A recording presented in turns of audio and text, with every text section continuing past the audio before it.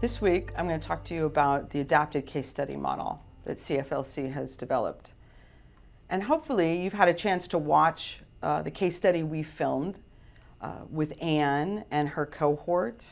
There were 5 people gathered there: Randy and Randy, the 2 Randys, Renee, Joseph, and David, the facilitator. And as I talk to you about the case study in this presentation, I'm going to reach back and reference their process and their work. So it may help you, if you haven't watched that already, to go ahead and do that. So the case study we've developed for CFLC actually has this long and storied history. And I won't spend too much time right now talking about that. If you have some interest in the resources for case consultation, I've written a little bit about that history and its development, and you can read about it there. And there's some resources in the bibliography as well. But the case study is originated by Anton Boysen and Richard Cabot in the early 20th century. And Richard Cabot was a medical doctor, and Anton Boysen was a seminary student.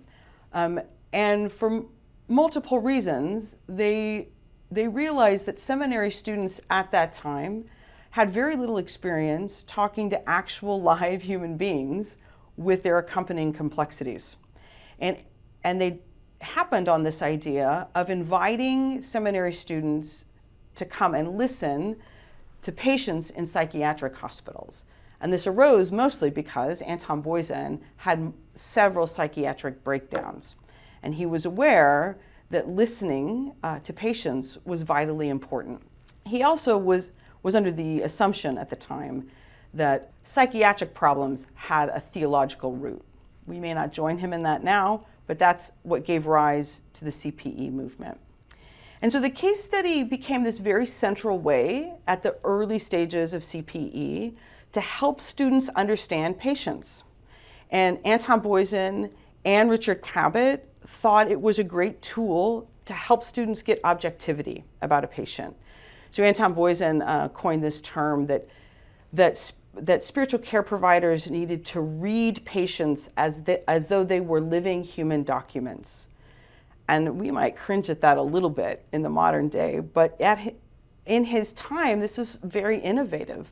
This idea that taking seriously a human being's story as much as you would an expert's text on the matter was pretty innovative. And so the CPE movement was born out of all of that and delivered to us this model of a case study, which at its center places action, reflection, action. That's the term that gets thrown around a lot in CPE circles. But what that really means is that we as spiritual care providers go out in the world, we practice our craft, and then we come back into a cohort and we reflect on it, and we get lots of feedback about our work. And that sounds simple enough, but it's actually pretty innovative. So it's great to know maybe what Anton Boysen and Richard Cabot may have wanted out of a case study model. But for our purposes, at least in this course, the case study becomes a central tool of generating insight, primarily for the person presenting the case. But I'm persuaded too that everyone who gathers and works in this process of consulting on a case study gains some insight from the process as well. So rather than trying to solve problems or create a diagnosis and treat a disease, which is how the case study works in a medical model, we're trying to generate insight for the care provider. Because I'm also persuaded that problems don't arise in spiritual care because we don't know what to do cognitively. They usually arise because we become reactive and we are unable to stay present to the care seeker's story and circumstances. And so the case study becomes this way of gathering multiple points of view around a particular spiritual care interaction. The metaphor that often comes to mind for me is that well-told story of blind people gathering around an elephant and all putting their hands on it and trying to describe their experience of that elephant. It's kind of the same in the case study model. We all gather around and the presenter gets to see their own work from multiple perspectives. And through that process, lots of rich insight is generated. And I'm persuaded it's insight, ultimately, that is the longest lasting spiritual care tool. So we're not looking to solve problems or to fix ourselves, because that's a mechanism of control. What we're trying to do is understand ourselves more clearly and the ways that we are unable to stay present to other people. So if you think of spiritual care less like a vending machine, that we're delivering something to another person, and more like what we're doing is expanding the circle of our own presence and allowing someone in. So the real work becomes, in the case study, where am I and what are the circumstances where I'm unable to be present, or I'm less able to be present?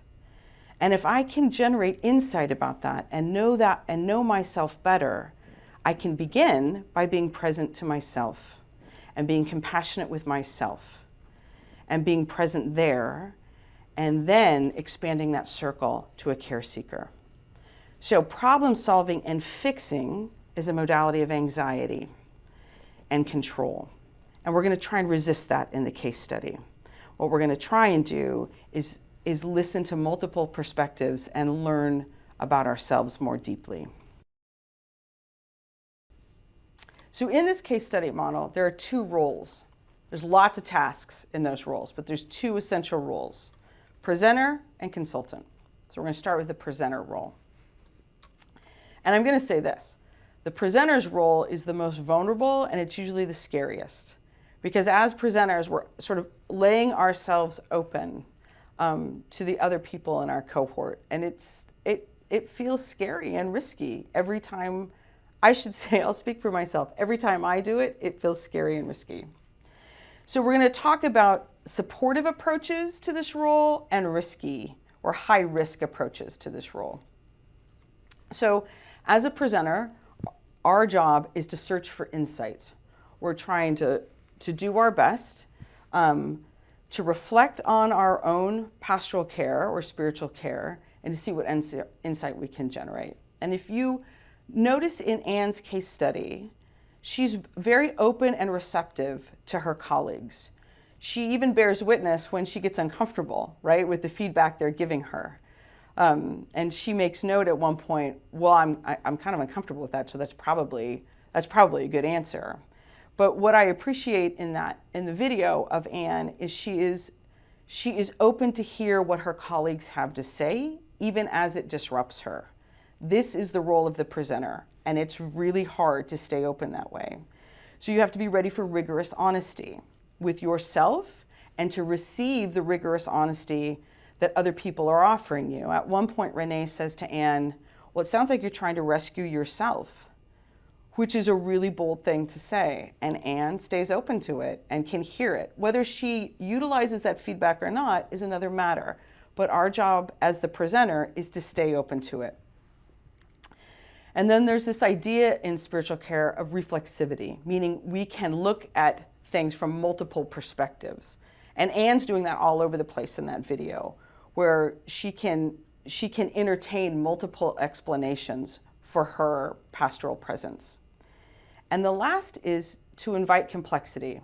So as a presenter, our work is to not simply entertain those narratives we've developed about ourselves and our relationships that are very familiar to us and that are very well-worn pathways. Our work is to entertain multiple explanations and to invite complexity, even if it seems absurd to us at first glance. That's hard work, because sometimes what people offer as they look at our work sounds absurd to us, but that's the real hard work of being a presenter. So we're going to talk about high-risk approaches. So essentially, just to back up for a second, essentially what a presenter is functioning out, the posture is a growth mindset. So anything that inhibits a growth mindset, we're gonna work to steer clear of. So an all or nothing mindset. So looking at your own spiritual care intervention and finding maybe one piece of it that is difficult for you. An all or nothing mindset would say, wow, this whole thing's a waste. It's worthless. It's not any good. The other high risk approach that we're going to resist is finding solutions. So it can be hard when we find something that isn't exactly how we want it to be. It's tempting to go to work on ourselves, to fix us so it doesn't happen again. And while that is tempting, I'm persuaded the more reliable approach is to look for the sources that gave rise to the response rather than to fix the immediate response. So we're going to resist trying to look for solutions or tactical problem solving. And then finally, resistance, right? Even in the video, Anne does a good job of sort of giving voice to that part of her that was having a hard time. So it's fine to feel uncomfortable. It's fine to say, this all feels terrible. But the work is to stay open and receptive to the supportive feedback our colleagues are giving us. So the consultant role is similar but different than the presenter role. And I think the video gives us a really good example of a group of people consulting on a case study. So as a consultant, your job is to be supportive to the presenter in their search for insight. And we're going to talk about this in a minute, but the organizing structure for a case study is the consultation question. And in the video, Randy and Renee, Joseph and David all do a really good job of following Anne's lead. They're trying to follow where the insight she's trying to cultivate for herself rather than like hearkening down their own path. As a consultant, your job is to listen with an open heart and an open mind. So you may look at a case study and see all kinds of things that you think need to be addressed. We all have this experience. But our work as consultants is to stay on the story the presenter is wanting to explore. So the presenter is telling us what they're ready to talk about. And rather than going down whatever rabbit hole seems important to us, our job is to follow the presenter. So the work of a consultant is to explore, to try new ideas, to see if we can see things in different ways for the presenter about the topics the presenter wants to explore. I've already said that, but it's really important because it's tempting to find a set of problems that we want to spend time on. And finally, the most important supportive approach is compassionate curiosity. So compassionate curiosity is different than idle curiosity. Compassionate curiosity centers the presenter's concerns. It's not simply idle, meaning it's not central to what the presenter's going on about in their case study. And we're concerned about the presenter. So high-risk approaches is offering advice and reassurances. Don't get me wrong, there's going to be a place for that, right? People need to be reassured that their work matters and it's valuable. We'll do that. But we don't start there because that has a way of foreshortening the exploratory process. So if we begin by reassuring, we sort of shorten the pathways to explore. And I'm also persuaded that reassuring and offering advice is born out of our own anxiety, our own discomfort with whatever we are finding in that case study. Preaching is another high-risk approach for a consultant. You should have done this, or a chaplain's job is this, and you ought not do that. insisting on your own interpretation as a consultant. So you'll watch in that video with Anne, she's struggling for a while to come to terms with this place in the conversation where she intervenes, where she suggests to the care seeker that he help his fellow inmates. And at the beginning, she really wants to see that positively. And her cohort does not insist too vigorously that she see it otherwise. And it takes a while for her to sort of come to the understanding, oh, there might be something here for me to look at. So they didn't insist from the beginning that she see it their way, but you can see they keep offering her gentle feedback for her consideration. And finally, I'm going to say again, for the millionth time probably in this video, that our job as consultants is not to provide answers and solutions.